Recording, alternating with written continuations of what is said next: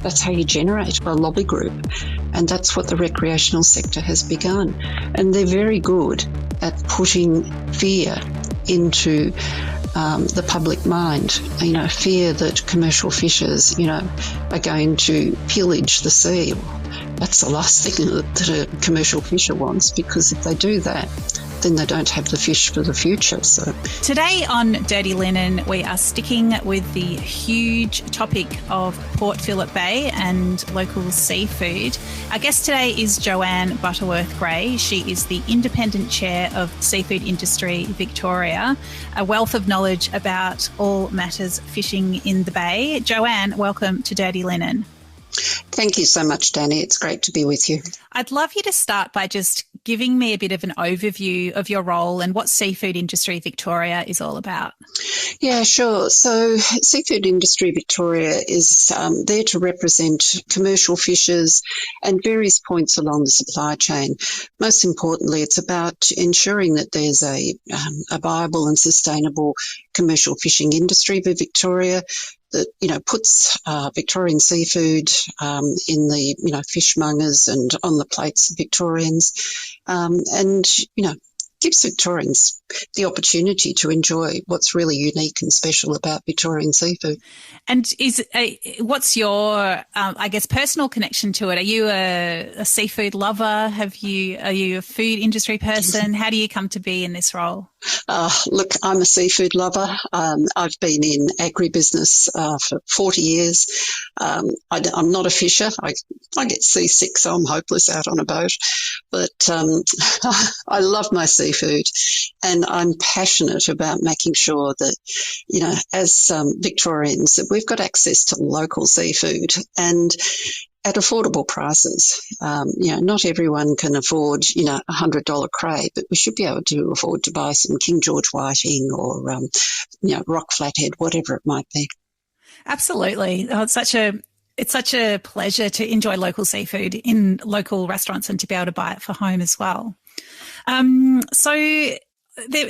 We're in a great period of change for commercial fishing in Victoria. Can you give a bit of an overview of what's happening from your perspective? Yeah, so look, the Victorian government, the Andrews government, came in on an election commitment in 2014 to remove to remove netting from Port Phillip Bay, Western Port Bay, Corio Bay. Now, that was fine. In the process, there were about 43 fishers that fished in those waters. And so there's a lot of discussions and negotiations. And as a result, only 8 of the fishers are left. So the balance, 35, received a buyout package, which meant that, there's actually only 8 licensed fishers in Port Phillip Bay that can provide fish for Victorian consumers. And in the balance of Victoria, there's only 18 down at Corner Inlet. And then there's various other fishing licences down in the western part of the state and in the Commonwealth waters. But what it means is we've actually only got 8 fishers fishing in Port Phillip Bay.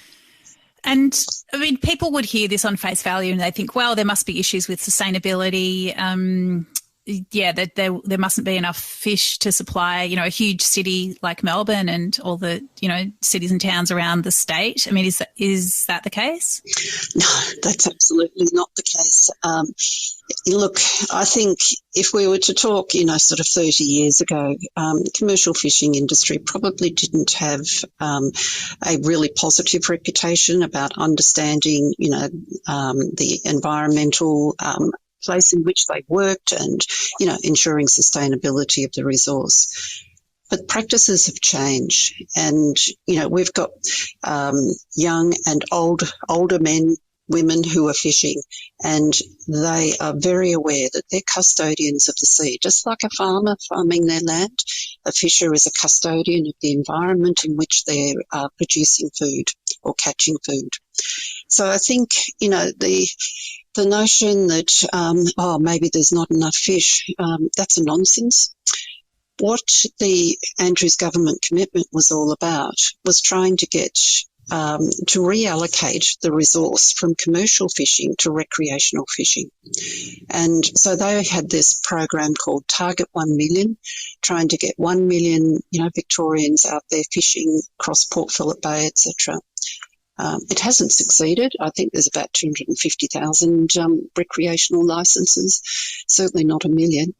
But I can say that, even in talking with recreational fishers that go out to Port Phillip Bay, they say there's oodles of fish out there. Yeah, it's absolutely beautiful. So there's plenty of fish for commercial and recreational. And when you think about it, there's, I don't know what 250,000, represents in terms of population. It's probably about 2% of Victoria's population. Surely the other 98% should be able to access fish caught from Port Phillip Bay. It's a lovely notion that, people go out on their tinny on the weekend and catch fish for their family and perhaps give a few to the neighbours. But personally, I've never had anybody offer me fish. I don't have a boat. I'm not going to get one. The only thing I've ever caught off a line is a boot. And I really value access to local seafood. So I just don't really understand the politics behind it. Is it that recreational fishers are a lobby group and seafood eaters such as myself are not? Very much so. So the recreational fishers, there's a lot of money invested at the top of the recreational fishing sector. And so that's a powerful lobby group into government. And, this is not just about the Andrews government, it's any colour government. And that lobby group is saying, okay, you made a commitment to give us back the resource. But the trouble is that, if that's 2% of the population, the other 98%, people like you and I who don't have a tinny, we want access to the resource as well. It is a public resource after all. But what is the motivation of the rec fishers to reserve access for themselves? Look, that's really hard to unpack. I've tried to understand it. I think it's a fear that there won't be fish there for them. And it's probably a bit of, lack of knowledge that just how environmentally sound the waters of Port Phillip Bay are now. And so, a bit of ignorance, a bit of fear, and a bit of, how do I say it? Almost like a bit of bullying, it should be mine. I should be able to go out there and catch what I want rather than, commercial fishers being able to make money on it. And I don't think they realise that, no different to any other farmer, a commercial fisher is making money to provide food for Victorian people like you and I. There's a change as of the 1st of April 2022 as regards the catch limits for the remaining licence holders in Port Phillip Bay. Can you talk about that and the impact that it may have? Oh, gosh, yes. So we've been negotiating with the Victorian Fisheries Authority for 8 months now on what the catch limits will be after the 1st of April. In the legislation that came in 2016, I think it was, the legislation said that there will be a snapper quota, which is 11 tonne of snapper per year per licence holder. So that's a total of 88 tonne of snapper. On top of that, the fishers were to have what they call bycatch, which is other species they can catch. We had negotiated with the Victorian Fisheries Authority as of about 3 weeks ago to have 18 tonne of bycatch. Unfortunately, the recreational sector found out about that, kicked up an absolute, up in arms across social media and, said how terrible this would be for the bay and for the people who wanted to go rec fishing. And so now the Victorian Fisheries Authority has regulated that it will only be 3 tonne. And so what we've got is, fishers, generational fishers, who believed that they would have, a viable living based on 11 tonne of snapper plus what they thought was going to be 18 tonne of bycatch. And it's now reduced to 11 tonne of snapper plus 3 tonne of bycatch. And they can't make a living out of that. So the value of their licence is therefore diminished because the catch limits have been reduced? Absolutely. If you don't have a viable business, it's the same as any other business. If it's not viable, if you can't cover the costs of running the business and employing people, then the value of your asset, isn't worth much at all, is it? And that's the problem. Their asset is their licence. These men, many of them are in their late 60s into their 70s. If they want to be able to sell their licence, it's worth a pittance now. So these 8 fishers that we're talking about that are catching the snapper and have this bycatch limit as well, they're line fishers. There's also the issue around net fishing, and that's the main catch for net fishing, as I understand it, is sardines, and we're losing all access to net fish sardines in the bay, which means all sardines because no one's going to catch a sardine on a line. So, is this part of the same story where it's lobbying by recreational fishers to have commercial fishers out of their waters, as they say it? Yes. Yeah, look, I think all nets will be removed from Port Phillip Bay. That was the commitment made by the Andrews government. And so that does therefore pull in the sardine fishery as well. That's now removed from Port Phillip Bay. The trouble with nets is it's designed to catch a huge amount of fish, whereas the gear that the 8 licence holders will use after the 1st of April is only long line, right? It's not nets at all. And yes, you're right, you can't catch sardine on lines. So it means that there won't be a sardine fishery in Port Phillip Bay. So, as Seafood Industry Victoria chair, it feels like the industry is being pulled away from you. Like, what is the Victorian seafood industry? Yes, that's the feeling I've got. Yes, okay, we can remove nets from Port Phillip Bay, but to remove the amount of bycatch from 8 decent people means, well, what are we going to fish in Victoria? We've removed netting from Gippsland Lakes. We've got very limited capacity at Corner Inlet. And you start to wonder about the government and the Victorian Fisheries Authority commitment to a commercial fishing industry. This is a generational contributor to the Victorian economy, the lives and the well-being of Victorian communities. And I really wonder, what do they want? Don't they want us to have a commercial fishing industry? Bycatch sort of has odd connotations. It's sort of, people might think of, other species that are inedible or perhaps, endangered caught in nets. But I think it's important to point out we're talking about things like what sort of fish are we talking about when we're talking bycatch? Yes, that's a really good point. And generally, I refer to it as secondary catch. However, it's referred to as bycatch by the Victorian Fisheries Authority. But the species that we're talking about are the everyday species, such as flathead, King George whiting, gummy shark. Don't you long to have gummy shark in the local fish and chip shop? That's the sort of secondary species that we're talking about. All right. And they're all able to be caught in that way, within sustainable limits. Yes. So what the VFA is calling bycatch limits in Port Phillip Bay, that will exclude King George whiting, for example. You can't catch that if you're a commercial fisher in Port Phillip Bay after the 1st of April.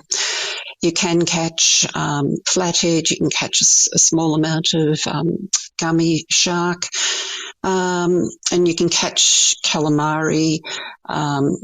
But the highly prized species like King George whiting or kingfish, no, we're not allowed to catch anymore. Yeah. It seems really sad when we think about, how much, especially people have connected with local food and local food ways during the past couple of years of, supply chain disruption, that we've got a resource that's on our doorstep that we're losing access to. I think one of the impacts that perhaps people wouldn't think of, oh my goodness. I think one of the impacts that people wouldn't think of, first of all, is the generational disruption that occurs when there when people have this inability to make a living. I mean, when we're talking about these 8 fishers, like who are they? Who are we talking about? And if they're not able to fish viably for a few years, is there a danger that, you know, someone else wouldn't pick this business back up if the regulations change down the track? Yes, so there's 2 parts to what you're saying there. The first part is around the impact of 2 years of a pandemic and that real push to buy local, to support local industry, and also the consequent impact on supply chains and the fact that, you know, it's actually very difficult to ensure that we can that imports will keep coming in. And so therefore we need to have a strong and viable local food source, and that includes seafood. The second part that you talked about is, you know, what's the future of commercial fishing in Victoria? And if you've got these men, and they are 8 men, and some of them, you know, are in their late 70s, if they give up and, you know, their licence is either sold on for a pittance or not fished, what happens to our commercial fishing industry in Victoria? Does it just die out? Is that really what the government wants to have happen? I doubt it. So, you know, somehow or other, we've got to try and build up, you know, sort of public demand for local food. You know, bring back the buy local campaign around seafood. And if we can do that, hopefully we will influence the government. And I mean, I've got no problem with someone loving fishing and going out fishing and, you know, catching fish recreationally. But why do you think they have so much power as a lobby group? Look, there's big investment in certain businesses that support the recreational fishing sector. And you look at the Port Phillip Bay, you know, it's there's a lot of affluence right on the bay itself, and I think that, you know, that breeds affluence, wealth, and, you know, alignment or linkages into the recreational sector supply chain. It breeds potential for power and influence, and, you know, I'm being really candid here. That's how you generate a lobby group. And that's what the recreational sector has begun. And they're very good at putting fear into the public mind, you know, fear that commercial fishers, you know, are going to pillage the sea. That's the last thing that a commercial fisher wants, because if they do that, then they don't have the fish for the future. So, yeah. It's a very difficult question to answer, Dani. I'm sorry. No, you had a good crack. I think it's, you know, upwards of 70% of seafood that Australians eat is from overseas. I mean, to me, it's like, even if we do have naturally we've got environmental concerns about the way fish is caught locally. But to me, it feels like to outsource those concerns to other countries isn't really it's not really doing our part. It's like, if we live here, we want to feed ourselves as locally as possible, then I suppose my view would be that we need to engage with the environmental requirements of our own environment to fish sustainably so that we can feed ourselves. I totally agree. You know, if you think about what's happening globally at the moment, there is a risk that food could become scarce, and Australia is in this unique position where, you know, this massive island that can actually feed itself. But if we continue down this path where we've got intervention action that doesn't allow for what you've just spoken about, which is that balance between sustaining the environment and sustaining local industries. You know, if we don't have that balance right and we go, you know, too far in an interventionist path, then we're going to lose our local industry. And that's just wrong. It's wrong for you know, us as communities. It's wrong for the, you know, the whole ecosystem of food production. Yeah, I'm totally with you, Dani. Okay, Joanne, it's been really fantastic to get your perspective and the views of Seafood Industry Victoria. It's certainly a huge topic. Hopefully, in the future we'll be able to sit down and eat some King George whiting together, fish from the bay, sometime soon. That'd be lovely. This is Dirty Linen, and I'm Dani Valent. We air the issues that the hospitality industry finds hard to talk about, hearing from different people with unique perspectives. We want to hear from you as well.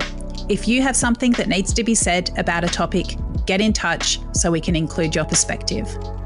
Contact us at dirtylinen@deepintheweeds.com.au or hit us up on Insta at Dirty Linen Podcast. We can't wait to hear from you. This